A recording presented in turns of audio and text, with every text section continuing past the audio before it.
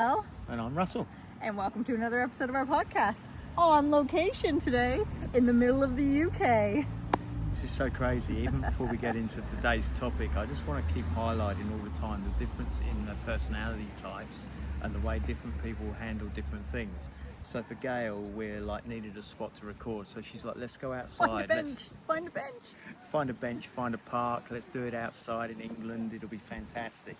And I'm like, oh no, that won't work. We can't do that. We need to try to find somewhere indoors. How are we going to be able to do it? So it's really just seeing that the two different personalities work completely different.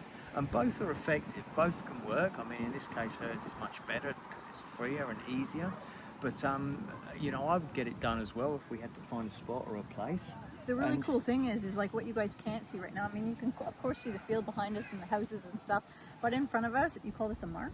I call it a marsh. It's There's a little body of water, like a little, I would call it ducks. a pond. There's A ducks pond, swimming. yeah, I guess pond. There's a pub across the road. There's people going about their daily lives. And what are we doing? We're recording a podcast, talking to you guys, and creating something, creating possibility where possibility didn't exist. And right? that's really exciting for her, and for me it's like, oh my god, what if we had to What if work somebody out, talks what if to it us? goes wrong? It's just endless, you know. So I just love always just to see that's the difference in personalities, and you guys have that in your relationship too. And if you don't understand it, it gets in the way. You can't work together. You can't make the relationship harmonious and joyous. Harmonious. Yeah, I couldn't find the word. I think you were going to say found it in the make it end. hum. I think you were going to say hum. Make the relationship harmonious. hum. Yeah, make it work anyway, Make it one work way or anyway. another. So today we wanted to talk about, we left the last time on this topic, is the Taking things out of in between the relationship, and this includes in-laws, family, friends, kids, stuff, activities, work, all of the things, and anything that you can think that you can possibly put in between your relationship, it infers all of that. and it really comes from getting your needs met, and where are you going to get your needs met. And this comes from a model that really Maslow first created back in about the 1950s around about. His was a lot more, used a lot more definition with it, but we've kind of transformed that into real terms these days. And what we talk about is there are 7 human needs, and there are 4 needs of the ego, which you must get met. And Not even that you must get met, they get met. Every single thing you do, day in and day out, these needs are getting met. Not that you must go out and meet them, it's happening whether you like it or not. And so you're going to use some people, place, things, some vehicle to be getting these needs met. And you can either get these needs met either positively or negatively in life. And you can, and they're going to get met. So it's trying to work out with these needs that we call the needs of the ego, how are we going to get them met in a positive way? And what vehicles are you using in order to do that? And that's really relevant in a relationship, because the needs are, we call them significance and importance. Like, how do you make yourself feel significant or get significant? Stand out. And there's also an overt and a covert way. So a lot of this is hidden, and we feel like we're not getting our needs met because we don't want to admit it's about us, but it really is. So significance and importance. Yeah. So, sorry, okay, I'll go from first. Significance and importance. Certainty and control, Certainty and control. variety, Variety. and connection. And connection. So somewhere all the time, your ego, your identity is focused on getting those needs met. And if you're not doing it in a healthy way, you'll do it in an unhealthy way. So let's just take variety, for example, and let's take... Doing the podcast on location. This is a whole lot of variety for me right now. It's also like a different kind of connection, but you've heard from what Russell was saying earlier. It's like it initially will feel like a freak out and like a negative connection. And I think that's again relevant, because one of our cameras just blew over. I'm going to go and move it back. I'll keep talking. I think that's relevant because the need there is variety. Now, Gail finds variety an exciting need and gets a lot of fun from that. And I find variety a tougher need, and I prefer almost what's in opposition to that, or if you like, they kind of work together. Certainty and control. So right now, you know, doing this here, she's getting a lot of variety. Yeah, whereas in a you positive way. and you heard Russell say like I want to be inside, which is like safer, more certain, more control over like the environment, the noise, the wind blowing over a camera, right? Like people just showing up, you can control that more, or you're more certain about the things that will and won't impact. Whereas you're out in the middle of a park, anything could happen, right? And I can't remember what I was going to say about that now. We were talking We're about talking opposition, how like for me it's yeah. variety and you it's And so certain generally control, speaking, right? we both have to get those needs met, but she's more comfortable with variety than I am. And I like things to be more controlled. So that's an example of how that plays out in a relationship. So we find that often in our relationship. She likes spontaneity. She likes excitement that way, fun. So that's the variety need getting met with her. Whereas I prefer like some more planning and to know exactly what's happening more. And so we conflict over those. Having trouble. Must be because I'm outside. Too much variety for me. I'm adding something. But drama in the relationship can be met negatively with arguing.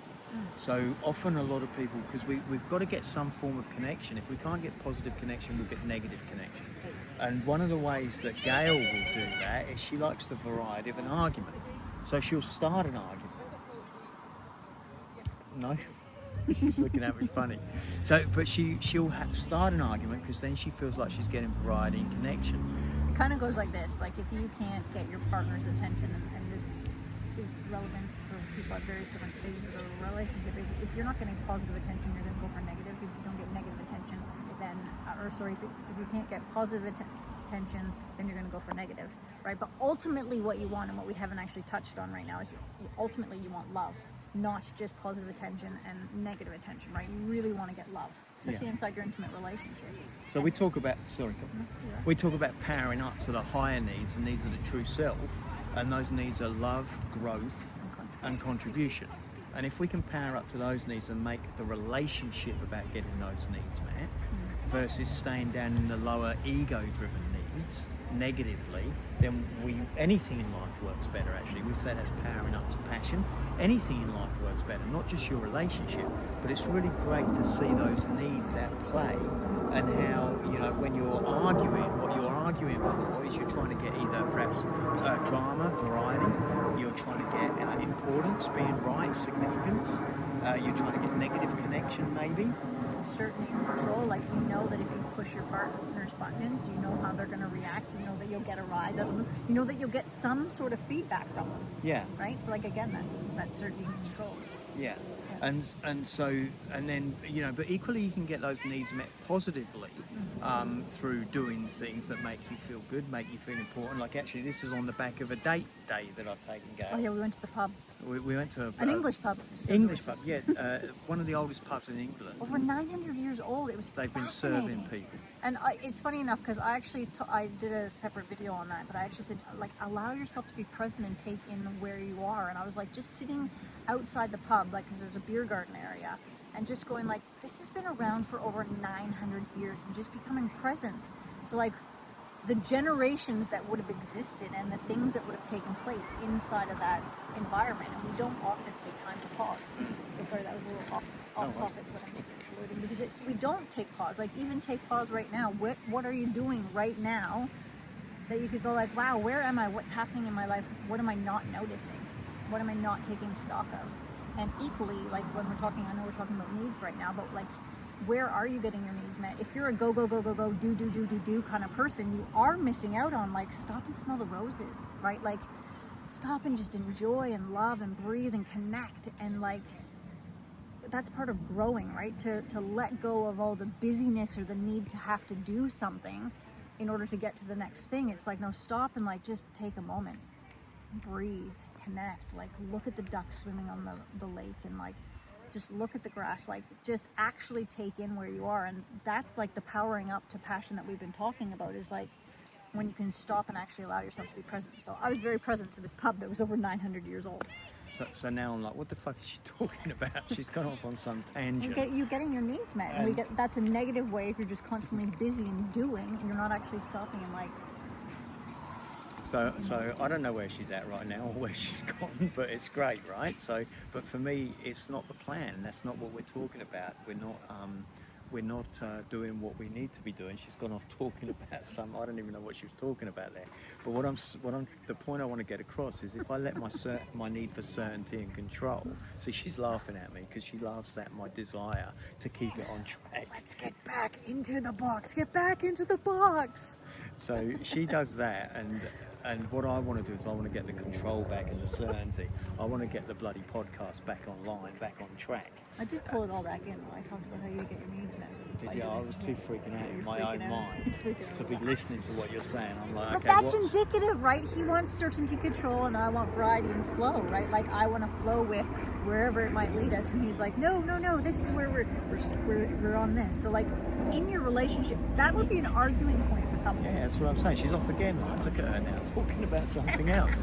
It's like my head's freaking out. My whole being's like, no, this is my certainty and control. What's going on? And she's getting all this variety. And then when I say that, it makes her laugh even more because she likes watching me squirm.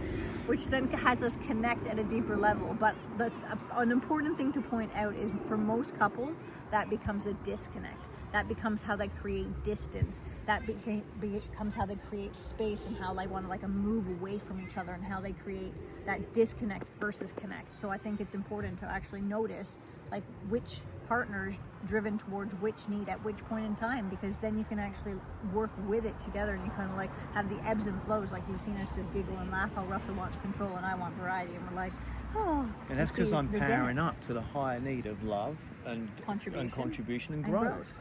And I'm not getting caught up in this ego-driven desire. Yeah, and people get plugged in, right? Yeah. Couples get plugged into what isn't, if it's not their point of view or they think they already know. Well, if they think they already know, then how can you possibly learn? And that's indicative of anything.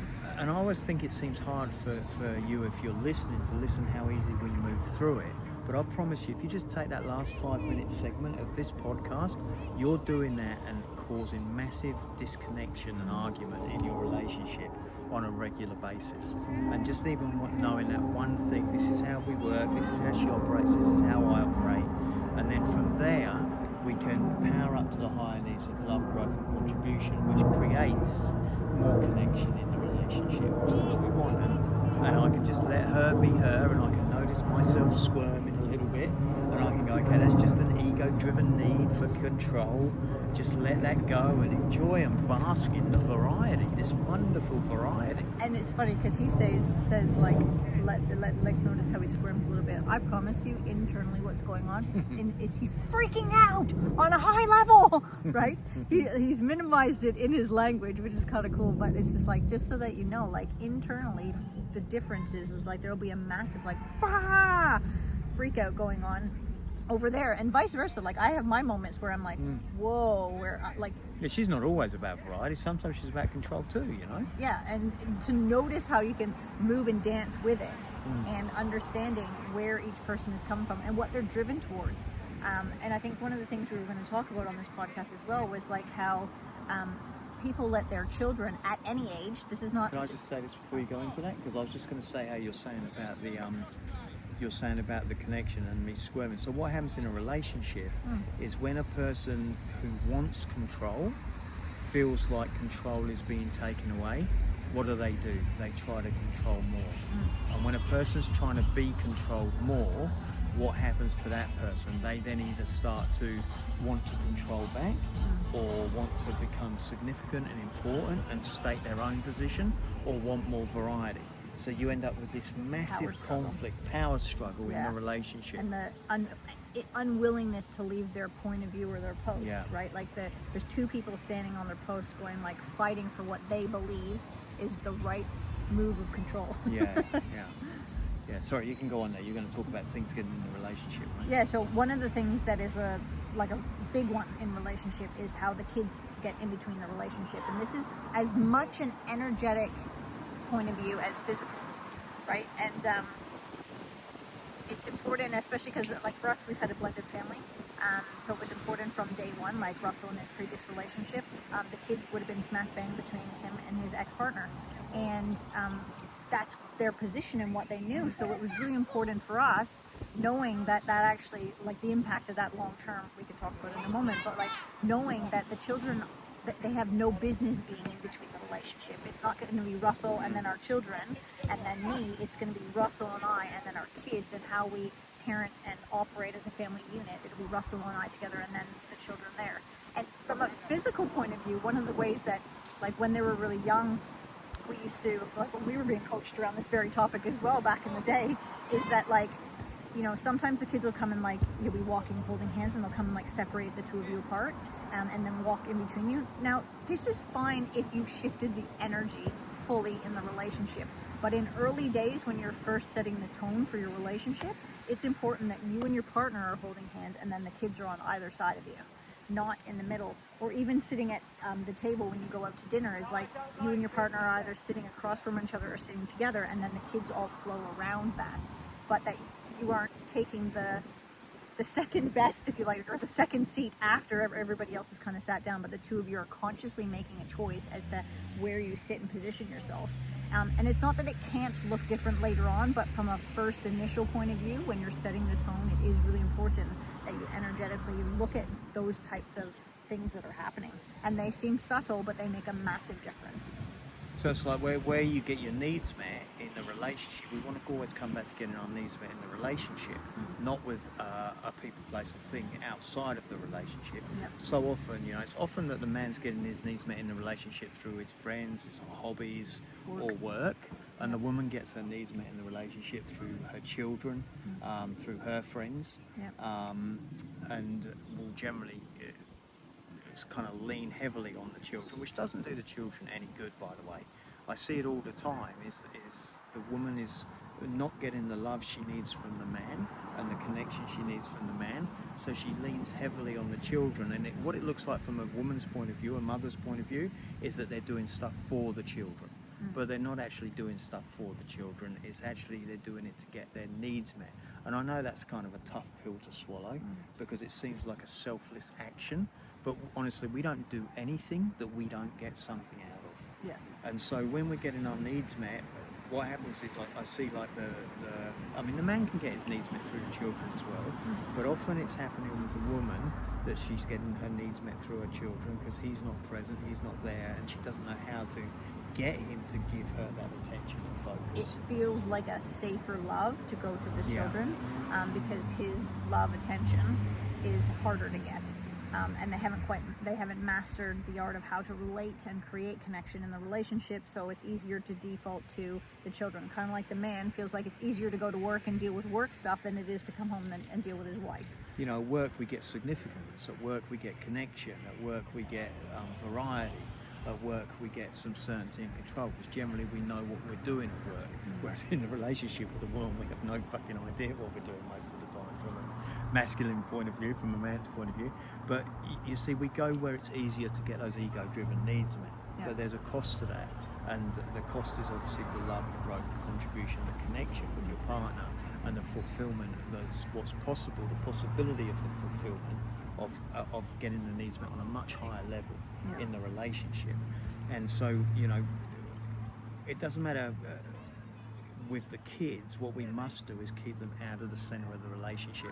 And you'll know what that feels like when there's like a sidebar with your kids, or your kids are siding with one of you. Yeah, and you'll see one, like the kid is actually going in to defend one of the parents, or playing them off against each other, or they know like, ooh, if I go and ask mom this, I'll get a yes. If I go and ask dad this, I'll get a yes. Like, so they're toing and froing between the parents, and it sounds kind of cool. Like if you're a child listening to this and you're like, oh, I do that with my parents all the time. It sounds kind of like, oh, cool, like I know how to work the system, but emotionally, what it costs you down, like. Ooh, there's a ladybird on me. My girls will actually come up to me and say to me, me and Gal will be together, and one of the girls will ask us a question, and I'll go to answer, and they'll say, I'm not asking you, Dad. And the reason they'll say they're not asking me is because they know that I'm going to say no, and she's more likely to say yes. So they're very switched on, the kids, you know, they feel like they want to be in the center of the relationship. Yeah, or when you're hugging or kissing, and then they want to come and cuddle with you too, which is great.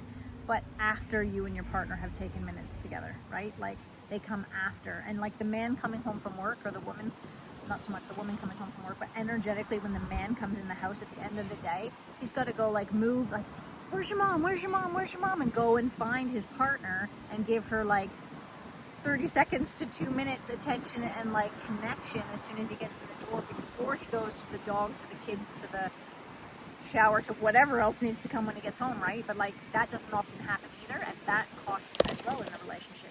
And I know this feels like a challenge to you because I know that you're thinking, you know, that the kids need something from you and they need this kind of connection and that. So I know that it can feel hard to push the kids out of the way, but I promise you, you know, what the kids need more than anything is they need to be taught, first of all, what a relationship is. Yeah. They need to be taught what the masculine and feminine state is. They need to model this. They need to see it all the time to model it. They also need to understand that, you know, from a husband's point of view, the wife is the first port of call when we come in the door. They need our focus and our attention, the safety and security.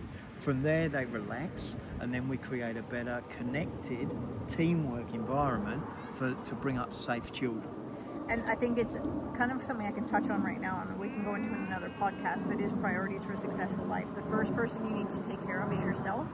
Then unselfishly. Then comes the relationship, which is you and your intimate partner. From there, it's then the children. So like your kids that you and your partner either have together or form your blended family. So that those are the top three. Then it's your business and career, and then it's family and friends. And that's everybody outside of your family unit, like you and your husband and your children. Everybody outside of that forms the extended family, which is number 5. And that's the order that they need to come in. And most of the time, they're totally out of whack. And again, you know, I can feel the pull as I say this from some of you, that we have such a strong bond and connection with our parents because of the very problem that we're talking about now, where we get our needs met in a relationship or out of the relationship. And so we've grown up thinking we have this deeper connection with our mum and dad. And time again I see it where the mum or the dad is getting in the way of the relationship, and that causes conflict. It's like, you know, one person's saying to me, she's always on her phone to her mum. She never stops talking to her mum. She's never got time for me. It's like I come in and she talks to her mum for hours and hours. That is an unhealthy relationship for an adult person who's married to have with their mother. And it costs the relationship. And I think we talked about this. And it's not that they're less loved in that relationship. It's not that they that the person we're not saying don't love your mum. I'm saying love your mum completely. But if you take it to another, if you look at it from a different perspective, wouldn't your mother want you to have a solid foundational connection with your partner? If you think of it like this, right? So when you're born into a family, so take your first family that you were born into, right? There's like a cord, if you like, that's connected everybody. At some given point when you step into adulthood, as you teenage and grow up, right? Like the cord needs to get cut. And then the cord gets fully cut the moment you step into a relationship with your intimate partner. And the moment you're in a relationship, a new cord gets created, and then you have your children that form part of that. Well, like our kids, you know, some of them are already adults, so those cords are like cut. And then our littler kids, at some point in time when they become adults, those cords will get cut so that they can create their own family unit, right? You don't want... Of course, we're always going to love them. We're always going to be there for them, and they're always going to be there for us. But we're not getting our needs met through them, and they will not get their needs met through us. They will be redirected back to their partner, because that's what's going to make them happy in the long run. And it's kind of like, if you look at it like this, like if I have a problem with Russell and I go and bitch to, I mean, my mom died 16 years ago, but let's say I was going to go and bitch to my sisters, right? If I go to my sisters to get my needs met, to have that conversation, they can't actually do anything about it. Sure, they can listen, they can be there, supportive, all those kinds of things. But if I want to transform and get my needs met in my relationship, the person that I need to come and deal with that problem or thing that's going on is Russell, right? It doesn't mean you can't talk to other people about stuff, but just notice, where's your energy directed? Is it to your mom or to your family or to your friends before it's directed to your partner? Like, and feel how that feels for you. Like, where are you at right now? And, you know, swallow the pill where you've got to go like, oh gosh, I actually go to anyone else other than my partner to talk about anything because I don't know how to have a conversation with them. Okay, that's a problem. And hear me very clearly, that's a huge problem and a warning sign that your relationship is heading in the wrong direction, and you want to redirect it and go like, wow, babe, I didn't realize like I go to anybody else other than you to have any conversation because I don't know how to talk to you. So if you can say it to your friends, you can say it to your sister, you can say it to your mum, you can say it to your dad, but you struggle to say it to your partner, that's because something massively is out with the relationship. It's not that there's something wrong with your partner, it's that you haven't been getting your needs met in the relationship in the first place, and it's easier to go somewhere else because you're not going to have the feeling. Like sometimes when I talk to Gail, I feel like she's not interested and she's not listening. And so if I go to a friend or a parent or something, I don't get that feeling. So I find it easier to do that because I don't get that feeling. But I need to say to Gail, hey babe, I don't think you're listening to me there, or it feels like you don't get me there. Which, interesting enough, when Russell and I had that conversation, opened up a whole other layer that he probably had no idea was going on. Which for me, I have a filter that like that I've had to learn for myself, which is like to stop if like sometimes the thing that's coming out next is going to sound really horrible, or I know that if I say anything, it's going to sound really bad if I'm triggered. So like, I have a stop mechanism that I learned years ago to not say anything. So what seemed like disinterested for him, for example, if he'd never spoken to me about that, he would just live that I am disinterested in what he's got to say, and he would have no idea that maybe the thing he said, possibly like the thing we were talking about, like I was triggered by, which then brings up a stop mechanism in me, which then has me not say any words. But because we had that conversation and he'd shared with me, that opened up a total different space for us to connect and for us to come together, for us to grow, contribute, and love each other. So I'm not saying that it's not necessarily more challenging to get your needs met over there with your partner. I'm saying that the benefits far outweigh. And not only that is the pressure that we put on, especially children, inside of an intimate relationship, and then one of you sides with the child over one thing, and what you tend to find is you actually find with children is that if you've got more than one will side with one parent more often, one will side with the other parent. One may turn out to be not side with either, one may turn out to be Switzerland. It's you often see that in relationships, and especially when you get like a blended family. You notice that one will side even with the new partner, one sides with the father, and one sides with the mother. Yeah. And so we'll often see that in a relationship. But it puts a massive weight on their shoulders to keep including younger people in those type of conversations. And interesting enough, if you actually knew, and so just to fast forward, if you knew the cost to your children by having them in the middle of your relationship, you would stop doing it straight away. Yeah, you would. It is no different than like it lives as like an emotion. It's an emotional abuse. Yeah. Ultimately is what it is. But children are never going to want to stop it. They don't. And mothers and fathers will never stop it. Your parents will never stop it because it meets their needs on a high level. Which is why I said you need to fast forward to when we've had those children whose parents have had their needs met through the children show up in the seminar. How it lives for was like a weight and a something they had to carry that cost them something in their life. So knowing that, you want to fast forward back, rewind. You want to rewind and go like, okay, hang on a second. Yeah, let's energetically and consciously choose to move our children out of our relationship, move our in-laws out, move friends out, and actually come back together, which is ultimately what you want. If you want to create a relationship where you have sacred love and where you're growing and contributing and loving each other together, then what you want to do is you want to create connectivity. And when you connect and you get your needs met, you almost become addicted to your partner. That is when the juices flow. And just to give you like an example of some of the things that happen that we don't understand what's going on at the time.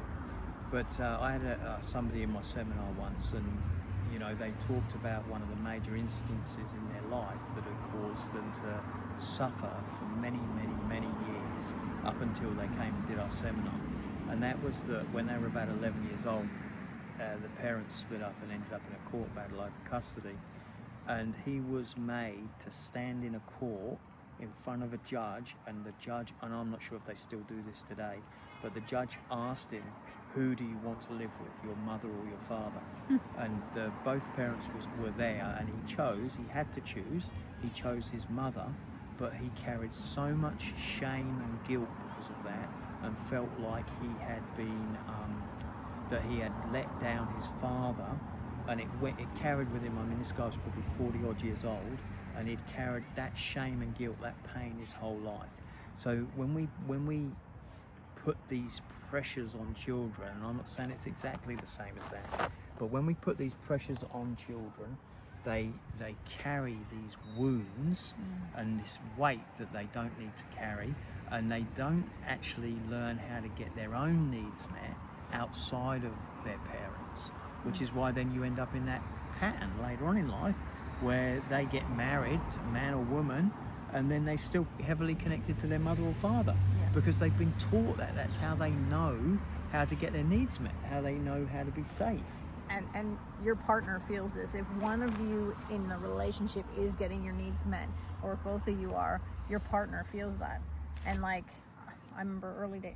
I'm gonna share about you back in early days. Great, I remember go early ahead. days with Russell. Like, Tell everyone. go back 12 years. Tell everyone, why don't you? I know I'm going to go back 12 years, and there was the final bit of the cord that needed to get cut from his mom. And it's not like anything had to change, but there was one small energetic shift that had to happen. And it would have been about 12 years ago. And we had that conversation, and it literally shifted in a conversation. Well, we argued about it, right? Well, we argued about it initially. Because I didn't it want was to a let go of it, because Yeah, I of love my course, 'cause- mum, and I felt like I was having to choose. I felt like I was being put in this position where she Yeah. was making me choose between her and my mum, who I've been around forever and I've loved forever. And he loved, like, 'cause she was over with us for 3.5 months. And just so you know, like, my mum put my socks on for me till I was 13 years old. Like, no fucking kidding. She actually put my socks on till I was 13 years old. When I went out to get married, I was looking for another woman to replace my mum and start putting my socks on. I'm still trying to train Gail how to do that It's now. never gonna happen. It's never gonna happen. She thinks it never happened. I'll get her eventually. She'll put my socks on one day. When I'm old and dribbling, can't use my own hands, can't bend down. But the point is like, he had no idea. I mean, Russell had been doing this work at that point in time, and he didn't realize there was like a fine cord that still needed to be cut. But the moment that he did, like, nothing in how he was being with his mom, or like the things she was doing, like making his tea and all that kind of stuff, and doing our washing and stuff, which is the lovely things that she used to do when she was over there, right? None of that needed to change. The energy that needed to shift was him actually going, oh yeah, you are my number one, right? It's like, it's actually like it seems like a massive thing. Like, it seems massive Yeah, it to was you at the huge for time. me. It was like I was choosing between my mum or you. Yeah, and once the cord was cut, he's like, oh. It made no difference at all to my relationship with my mum. In fact, it actually empowered me and gave me more of a feeling of like being able to Stand on my own 2 feet and be there for her, and gave me a better understanding of her and a better love for her. So actually, what I thought was going to be worse, what feels worse, when we're cutting these cords with our parents, with our children, or anywhere where we're getting our needs met, it can feel scary at first, because it's like, well, no, this is how I get my significance. This is how I get my certainty and control. This is how I get my connection. If you take that away, what am I going to have? But what happens is, when you're on the other side of it, what we call a breakthrough, when you move from one paradigm, one mode of operation, one position, if you like, to another paradigm, to a new position, a new possibility, then what happens is everything changes. Yeah. And from the place that we started in, you can't possibly understand what that's going to look like.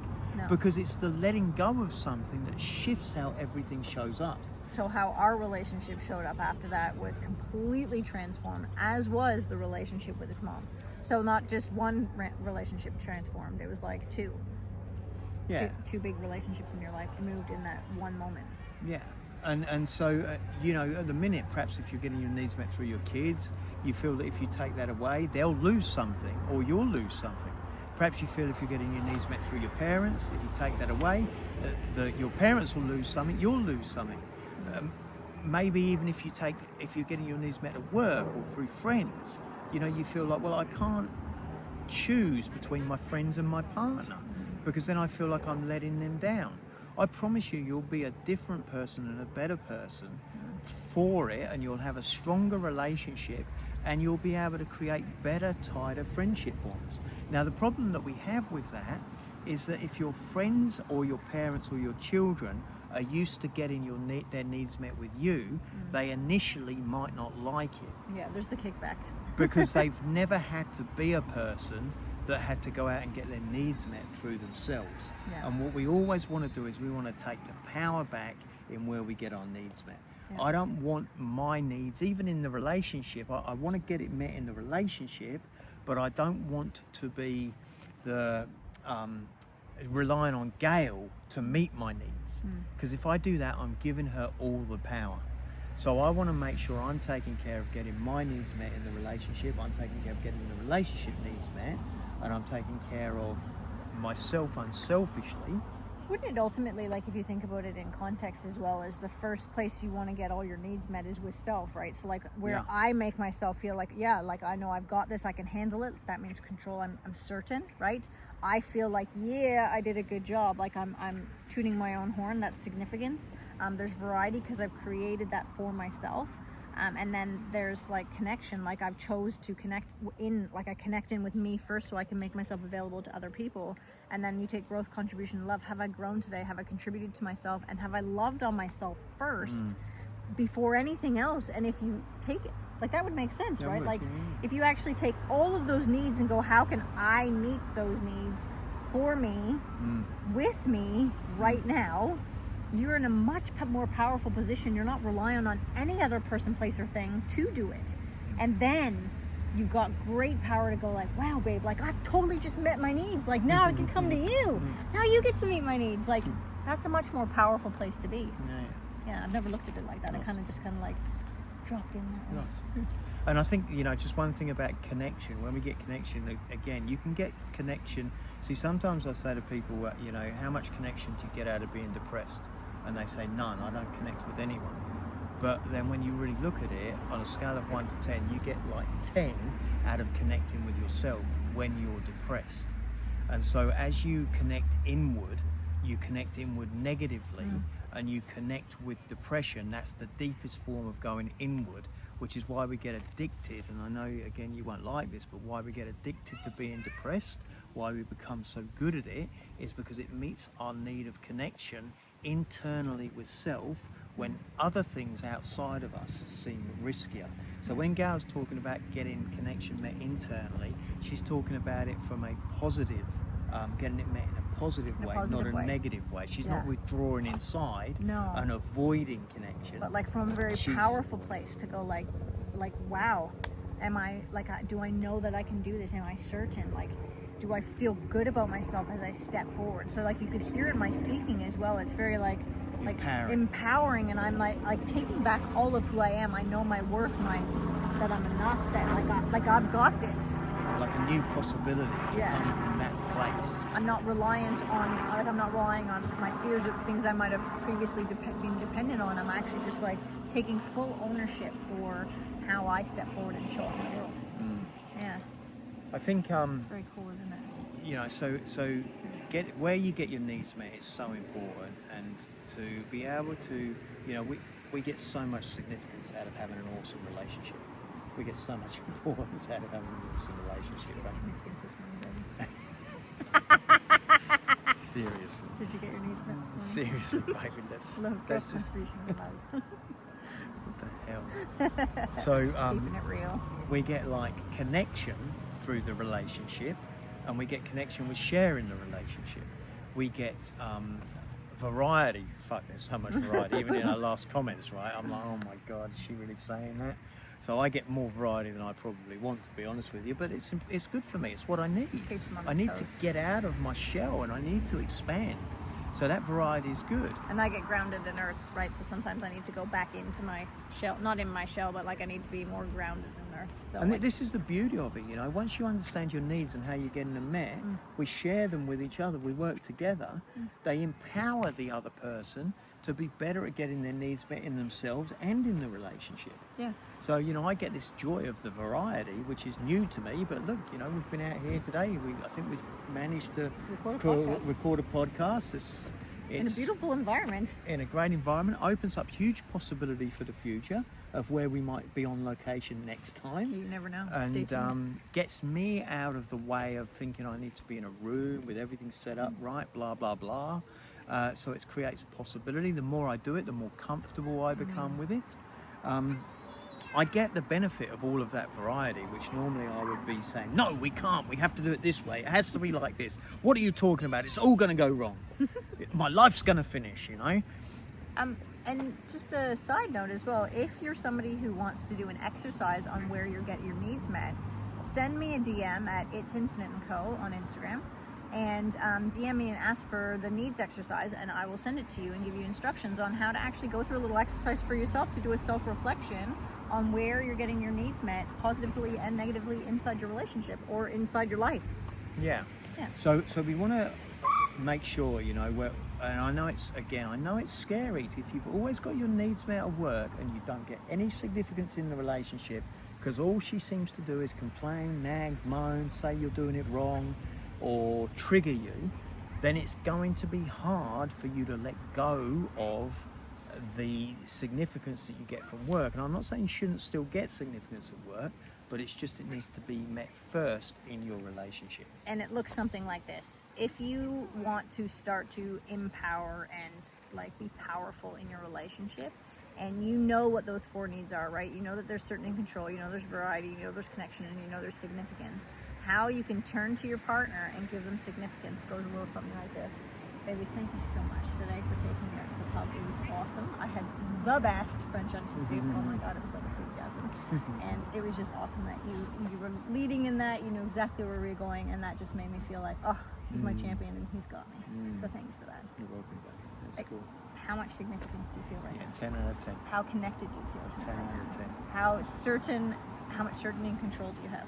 Yes, certain I can pull Provide. this off in the relationship and pull this off and do it. And variety is, I get to experience you out eating, which is always huge variety, and just getting that connection and that variety through like watching you go through the menu and order, and then the variety of being out here. Even I just have to share as well, right? So I had a starter, I had the French onion soup, which can be quite a filling thing.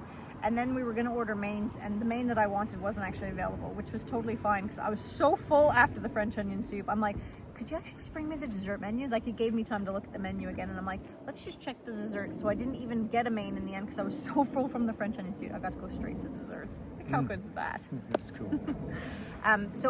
But can you see how simple it is to turn into your relationship and actually meet your partner's needs? It's as simple as an acknowledgement or a connection, or taking a moment to share yourself and share how they did good, or that the date was great, or anything they've done, that they went to work and earned the money, whatever the thing is.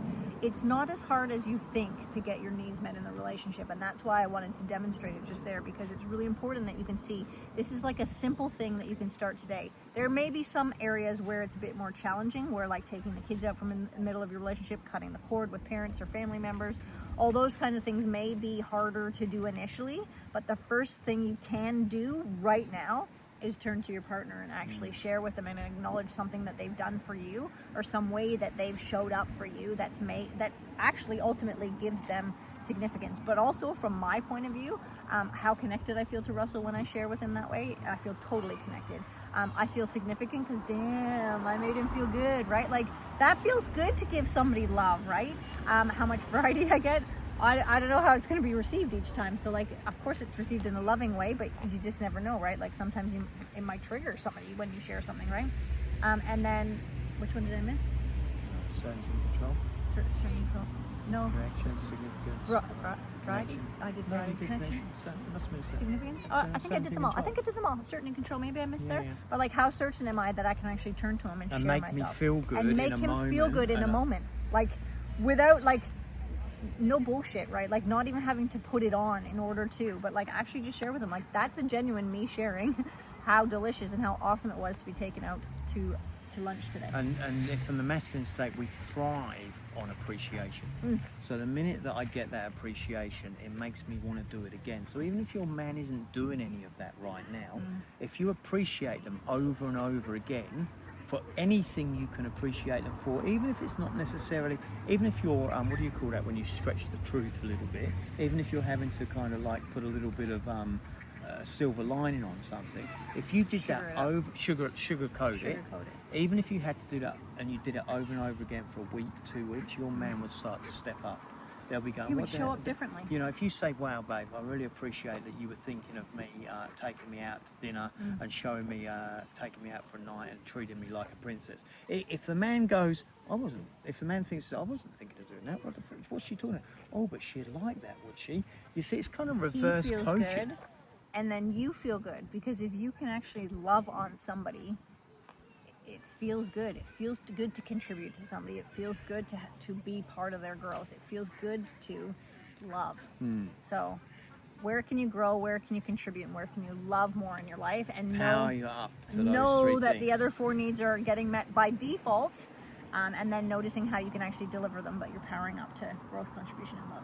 Yeah, and then shifting all those other things out of the middle of the relationship, work, so hobbies, important. children, family, fun, no sidebars, no Anything. gossiping, no saying something that you can't say to your partner to someone else. If you can't say it to your partner, there's a problem. You're not in a relationship. You're not You're in a really not. relationship. You should be able to say anything, no matter what it is. I'm not saying you blurt stuff out and be unkind or whatever, but But I'm if that's what it takes to start, then start Sure, there. yeah. But be responsible for it as well. Yeah. Awesome. Awesome. Nice, babe. Good work. All right, well, we'll leave it there. Thanks for coming appreciating on. No, anytime. Thanks for coming on location with us, and stay tuned where we'll be at next week. me. Yeah. All right. Cool. Awesome. Thank you, guys. See you.